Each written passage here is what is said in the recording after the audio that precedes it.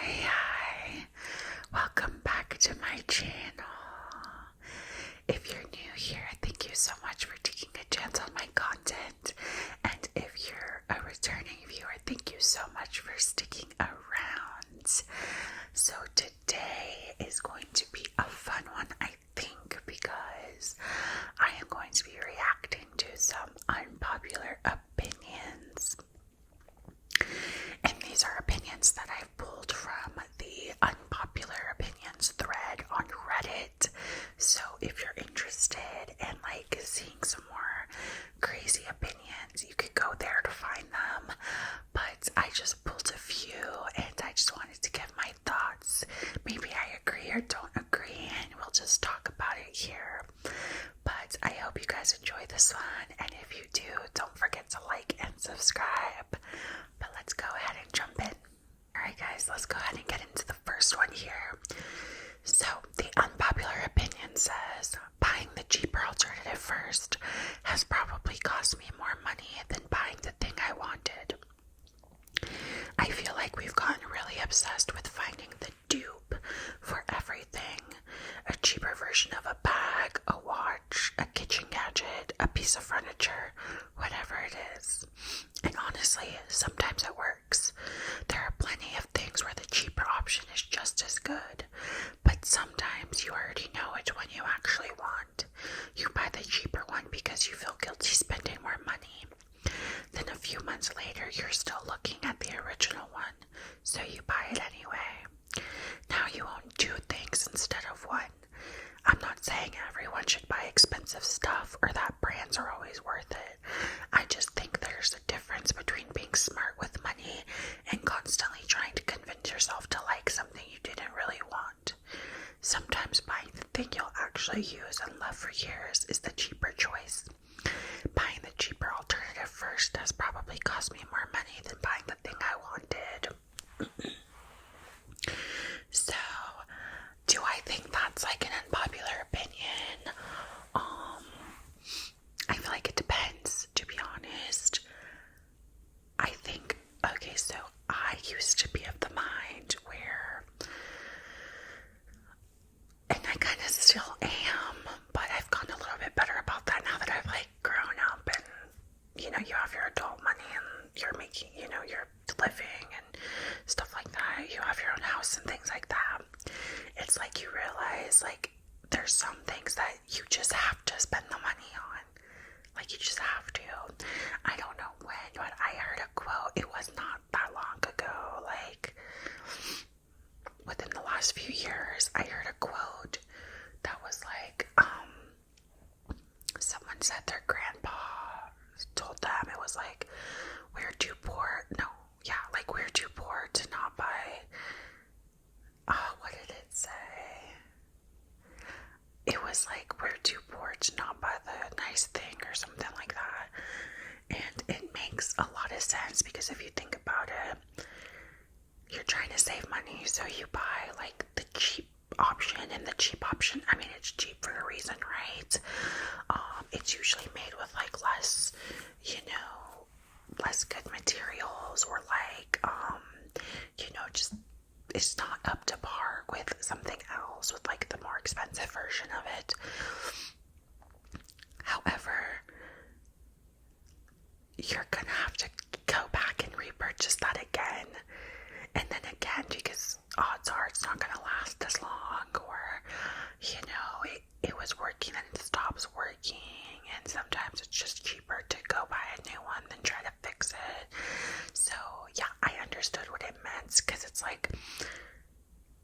yes, if you don't have the money, you're constantly wanting to get the cheaper option, but it's not gonna last you as long as something that's made just better. It's made to last. So yeah, I tend to agree with that. I think there's definitely some instances where just go ahead and get the cheap option because it's not that serious. For example, I mean, I know this is bad, but sometimes if you feel you're very trendy, you just want to get something because it's a trend, I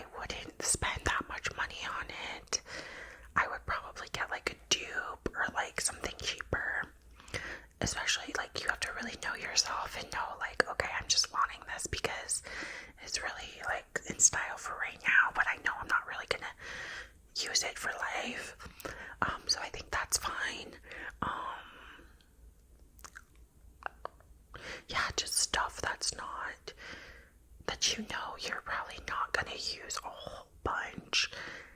But on the flip side, if it's like a bed, for example, I feel like a bed is kind of something that I would spend the money on. I wouldn't try to get like a cheapy mattress.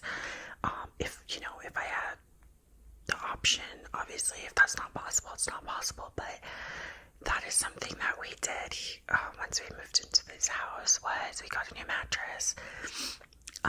And yeah, we spent a good penny on our bed, but it's like I told him, my husband, I was like, your bed, you're gonna sleep in this, for however many years, and sleep is so important, so let's not be cheap about this, right? Like, let's actually get what we want, because we're gonna be using this every single night, right? So, like a mattress, I wouldn't, buy the cheap option. What else? I don't know. I think sometimes, like, maybe shoes, especially as you're getting older and you're kind of done growing. I think spending like a good amount of money on a good pair of shoes that's gonna last you, that feels comfortable, that's not, causing you aches and pains.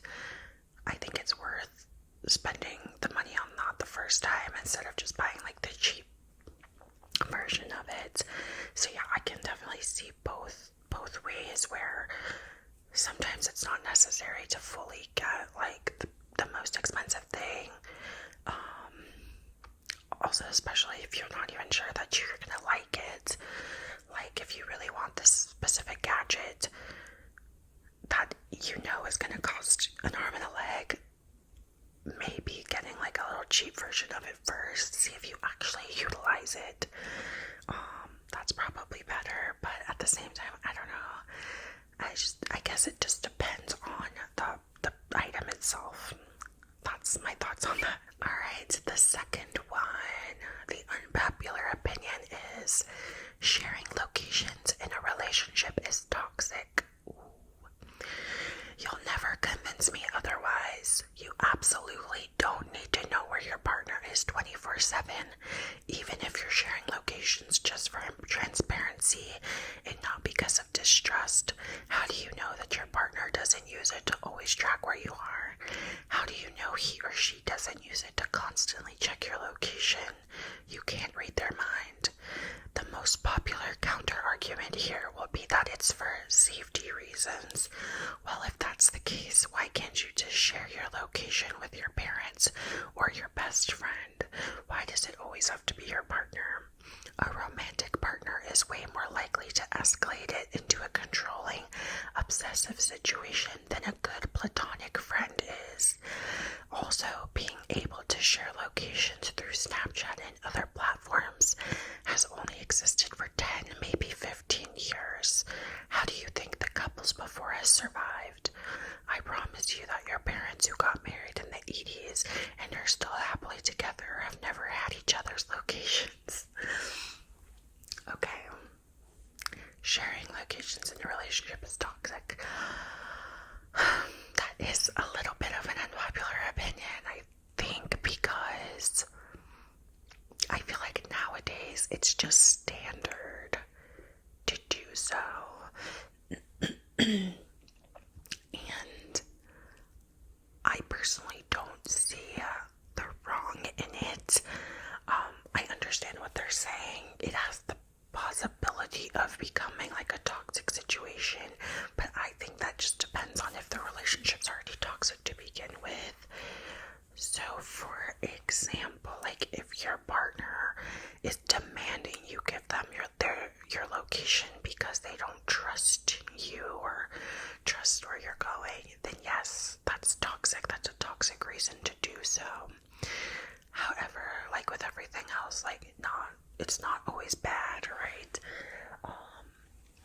A lot of it, I know this person mentions that the biggest argument is for safety reasons, and I think that's the truth. Like, most of the time, that's why you share locations with somebody is for safety reasons. It's to know, and specifically in your relationship, I agree that I think, well, first of all, it's kind of separate from this conversation, but I do think it's kind of weird when people share their locations with like every single friend they have. I'm just like, why are we doing that? But like, yeah, if it's like your core group of friends or like your best friend, I think that's fine. That's different. But I feel like some people have every single person's location, which is like, why are we just doing that? That's like really weird to me. But that's like a separate tangent. However, they're saying that if it's for safety reasons, why can't you just share a location with your parents or your best friend? Why does it always have to be your partner? I think it's because, I mean, it's just in the name, like they're your partner. They're the ones who are looking out for you, I guess, or I guess it depends too, like how old this person is. If they're like a younger person that doesn't live with their partner, maybe they don't understand that. But for example, like me and my husband, my partner, we have each other's locations, and if there was an emergency, if there was like a safety concern, he would need to know where I was at, because it's just us here. Like we don't live necessarily like close to our family. It's like, you know, we're a few hours away from both of our families, so that's my partner. Like that's my in case of an emergency, like that is my emergency contact. Do you know what I mean? So in that sense, he does need to have my location, because if I tell him I'm going to the store, I never come back, he needs to be the one to check for me because he's waiting for me, or, you know, like we share a home. So that makes sense. Like, who else are you going to share your location with? Like, that makes the most sense. And like the other way, like if you're young, if you're like still living with your parents, share your location with your parents, because if you don't come home, they're the ones who need to know. They're the ones who are going to notice first. So I just feel like, I don't know, I don't think that it's toxic. I think that there's always a circumstance where it could be for toxic reasons. I just don't think inherently sharing your location with a partner is toxic. I just don't. So that's my thoughts on that opinion. Okay, next one. This one says, surprise parties are disrespectful. It sounds nice and a trope used a lot for a good friendship, but surprise parties can end up really bad for the person being surprised. You never know their mood, what plans they had, or if they have sensitive and private things with them right now. The worst is at their house, the most risky.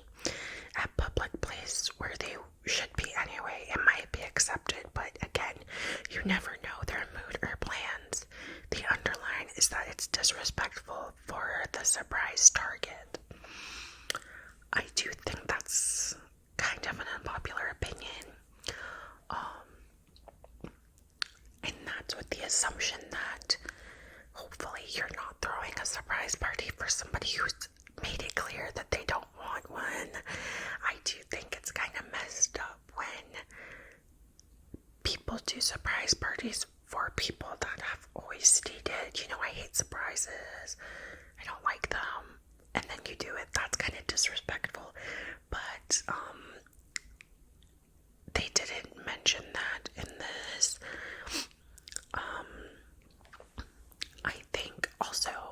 I think that if you're throwing a surprise party for somebody, you kind of know all this information. So like they mentioned, like you don't know their mood, if they had plans, or if they have like sensitive and private things with them. Ideally, if you're throwing somebody a surprise party, you know all of those things and you make sure that none of that is happening, right? Like for example, I wouldn't just throw like a random cousin a surprise party, like if I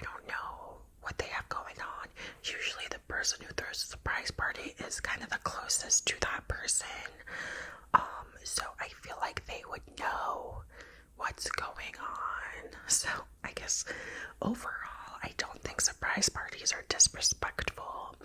I do think if somebody told you I don't like surprises and I would hate a surprise party and then you still do it, that's disrespectful. But as a whole, I don't think people should stop doing surprise parties. I think they could be really, really cute and really fun if done correctly. And like I said, usually the person throwing the party is kind of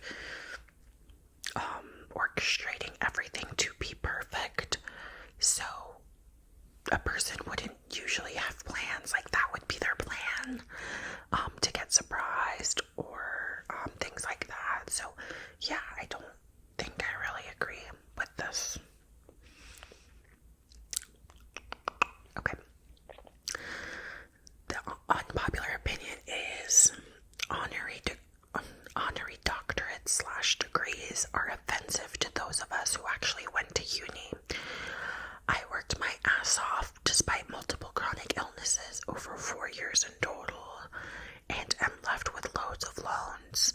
When I see people, often celebs, getting honorary degrees, it really gets my goat.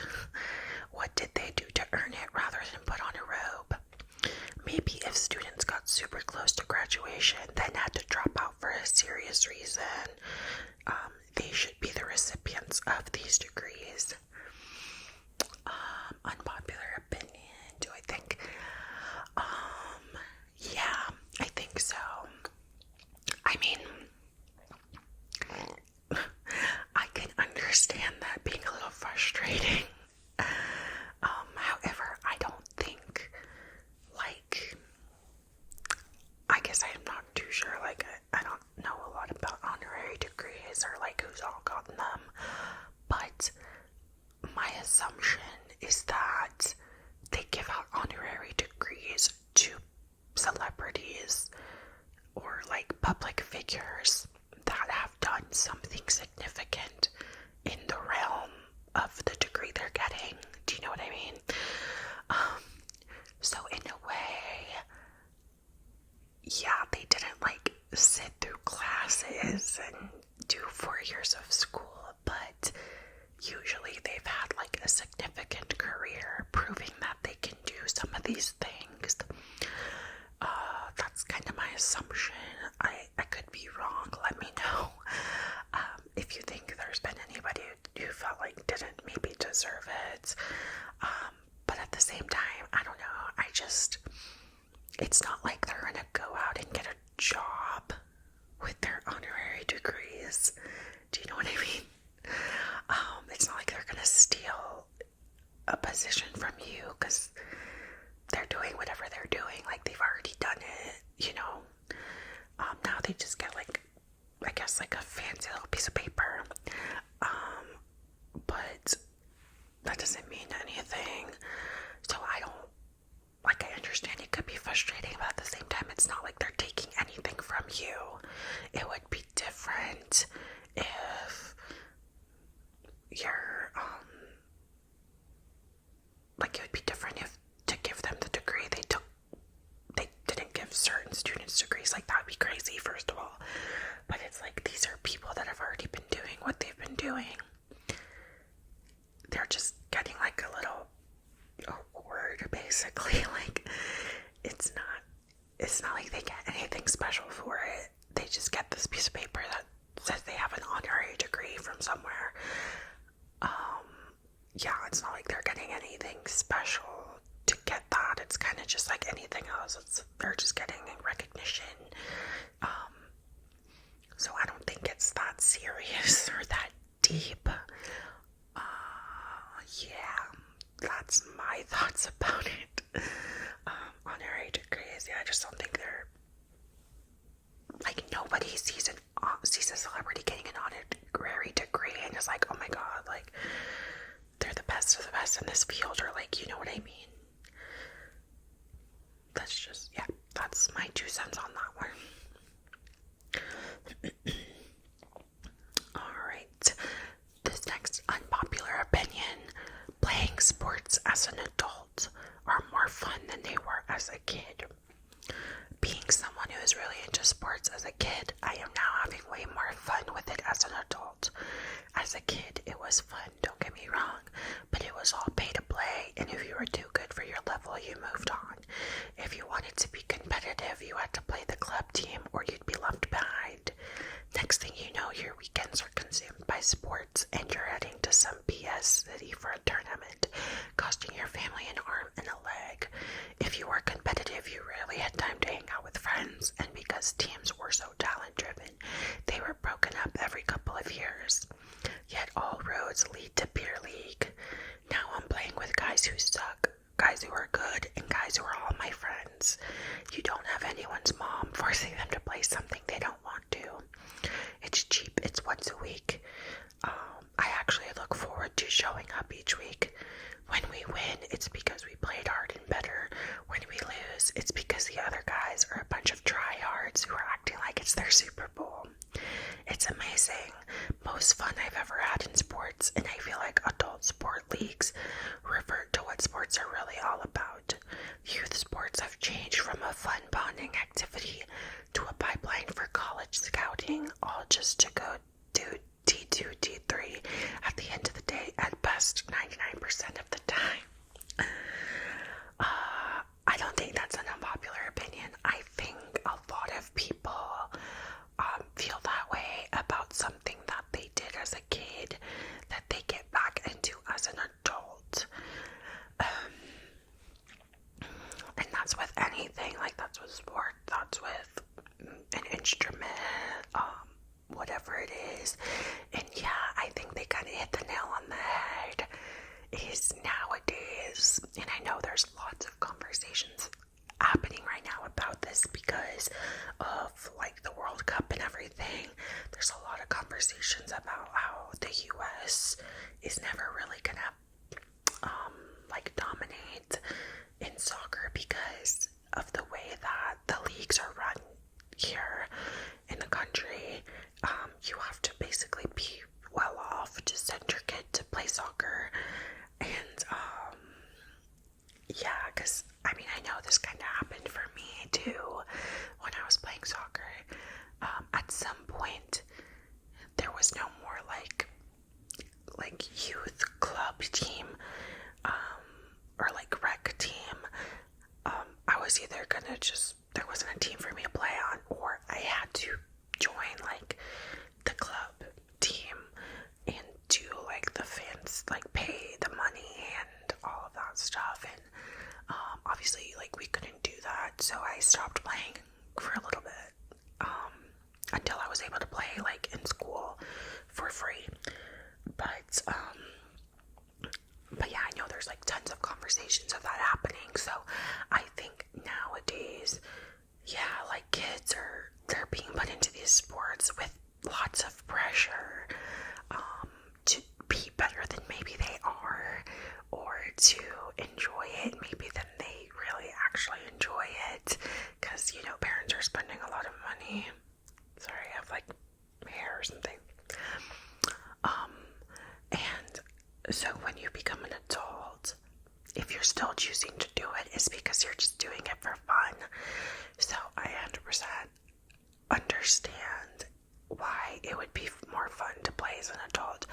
Maybe the only downside is that you're a little less like in shape and stuff, so it's gonna be harder to like run around and do all that stuff. But yeah, I could see where the fun would be, where it would be more fun than when you were a child. I just feel like sometimes there's too much pressure as a child playing sports, you know, from the parents and all of this stuff. Like even if it's not because they're trying to make you go professional, it's just you're a child, and then you have all these parents like screaming at you all the time, like do this, do that. I get that could be so stressful and all of that stuff. Whereas like when you're an adult, it's like everybody knows what they're there for, unless you're like on a very competitive team. It was like, we're gonna win every single game. For the most part, everybody knows that they're just there to get some exercise, have some fun, like it's not that serious. So I think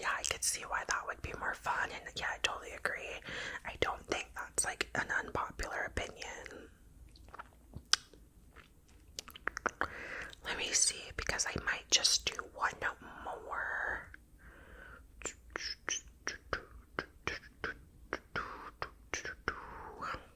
Alright, so this next one is kind of a bit of a sillier one. I'll just end on this one, but it says, the unpopular opinion is Rapunzel should have been the one to cut her hair in Tangled. Recently rewatched Tangled for the first time since I was a kid. Kind of BS how they had Flynn be the one to make the decision and take away her power. Would have been way more badass had Rapunzel made the choice for herself. I do think that's an unpopular opinion. And by the way, I did this one because, fun fact, like Tangled is one of my top 3 like animated movies, like one of my favorites. So yeah, I love it, and I actually surprisingly still watch it a lot, and I am excited for the live action. That might be an unpopular opinion, to be honest, but I'm excited. I will give it a chance. If it's terrible, it was terrible, but I mean, I'll probably still like it. Anyways, for this, yeah, I do think that's kind of an unpopular opinion.